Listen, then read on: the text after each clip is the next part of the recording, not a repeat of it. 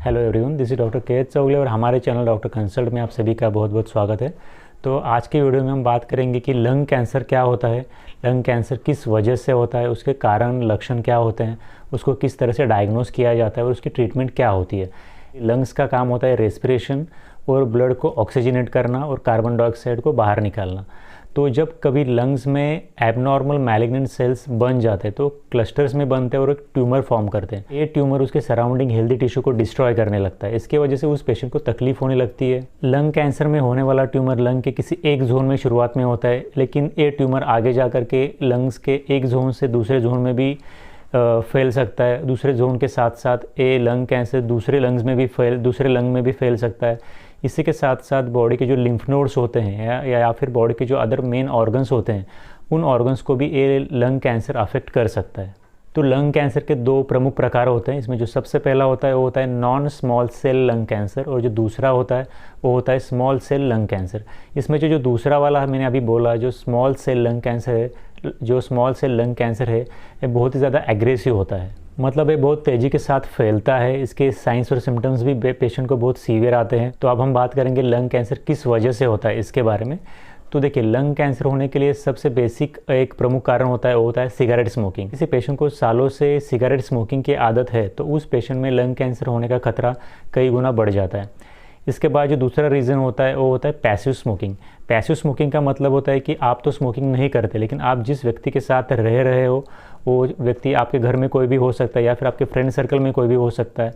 तो अगर आप ऐसे स्मोकिंग करने वाले व्यक्ति के कांटेक्ट में ज़्यादा समय रहते हो तो उस वजह से जो वो स्मोक बाहर छोड़ता है तो आप इनहेलेशन के थ्रू वो स्मोक अपने बॉडी के अंदर ले रहे हो। इसको सेकंड हैंड स्मोकिंग ऐसे भी कहा जाता है। तो इस तरह से भी किसी भी पेशेंट में लंग कैंसर का रिस्क हो सकता है। इसके बाद किसी भी व्यक्ति का इनहेलेशन के थ्रू अलग अलग टॉक्सिन्स के कांटेक्ट में आना और टॉक्सिन्स इनहेलेशन के थ्रू उस व्यक्ति के लंग्स में चले जाना, ये भी लंग कैंसर होने का एक रीज़न हो सकता है। इसके बाद एयर पोल्यूशन होना, इसके साथ साथ उस पेशेंट के फैमिली में लंग कैंसर की हिस्ट्री होना, ये सब कुछ प्रमुख कारण हैं जिनके वजह से किसी भी व्यक्ति में लंग कैंसर हो सकता है। बात करेंगे कि लंग कैंसर में क्या क्या साइंस और सिम्टम्स आते हैं इसके बारे में। तो सबसे पहली बात तो जब लंग कैंसर की शुरुआत होती है उस वक्त उस पेशेंट को कोई भी साइंस और सिम्टम्स नहीं आते। शुरुआत में वो पेशेंट असिम्टोमेटिक ही होता है, लेकिन जैसे जैसे मैलिग्नेंट सेल्स और ट्यूमर बढ़ते जाते हैं उसके बॉडी में, उसके लंग्स में, उस तरह से उस पेशेंट को साइंस और सिम्टम्स आना शुरू हो जाता है। सबसे पहले तो पेशेंट को बहुत ज़्यादा खांसी आना, खांसी के साथ साथ खून निकलना। इसके बाद उस पेशेंट को सीने में दर्द होना, पेशेंट का वज़न कम होना, पेशेंट को बहुत ज़्यादा थकावट महसूस होना। इसके साथ साथ पेशेंट को सांस लेने में तकलीफ़ होना, पेशेंट की सांस फूलना, ये कुछ महत्वपूर्ण लक्षण है जो कि लंग कैंसर के पेशेंट में देखे जाते हैं। इसके बाद उस पेशेंट के लिम्फ नोड्स में स्वेलिंग आना, उस पेशेंट को भूख ना लगना, ये भी लक्षण देखे जाते हैं। अब बात करते हैं कि लंग कैंसर को किस तरह से डायग्नोस किया जाता है इसके बारे में। तो लंग कैंसर को डायग्नोस करने के लिए सबसे पहली बात तो चेस्ट एक्सरे किया जाता है। चेस्ट एक्सरे के साथ साथ उस पेशेंट का CT scan of the chest भी कर सकते हैं। कैंसर का जो ट्रीटमेंट है वो उस लंग कैंसर की स्टेज पे डिपेंड करता है। मतलब उसके अंदर स्टेजेस होते हैं कि आपका लंग कैंसर कौन से स्टेज में है, फर्स्ट स्टेज पे है, सेकंड स्टेज पे है, थर्ड स्टेज पे कि फाइनल स्टेज पे।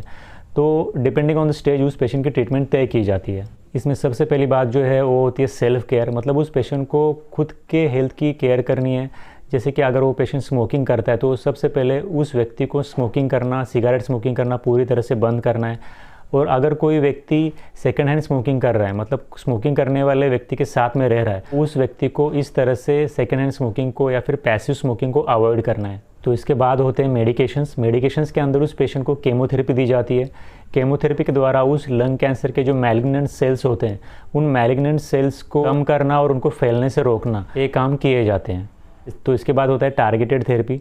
टारगेटेड थेरेपी के अंदर जो स्पेसिफिक मैलिग्नेंट सेल्स है जिनकी वजह से कि ट्यूमर बना हुआ होता है, तो डायरेक्टली उन मैलिग्नेंट सेल्स को अफेक्ट करने वाले मेडिकेशंस उस पेशेंट को दिए जाते हैं। इसके बाद जो थर्ड ट्रीटमेंट ऑप्शन होता है वो होता है सर्जरी। सर्जरी के अंदर जो सबसे पहला ऑप्शन होता है वो होता है पल्मोनरी लोबेक्टोमी। इसके अंदर उस अफेक्टेड लंग के पार्ट को निकाला जाता है। दूसरा जो ट्रीटमेंट ऑप्शन होता है वो होता है वेज रिसेक्शन। इसके अंदर उस लंग्स के अंदर से ट्रायंगुलर शेप में अफेक्टेड टिश्यू को निकाला जाता है। इसके बाद होता है वीडियो असिस्टेड थोरैकोस्कोपिक सर्जरी।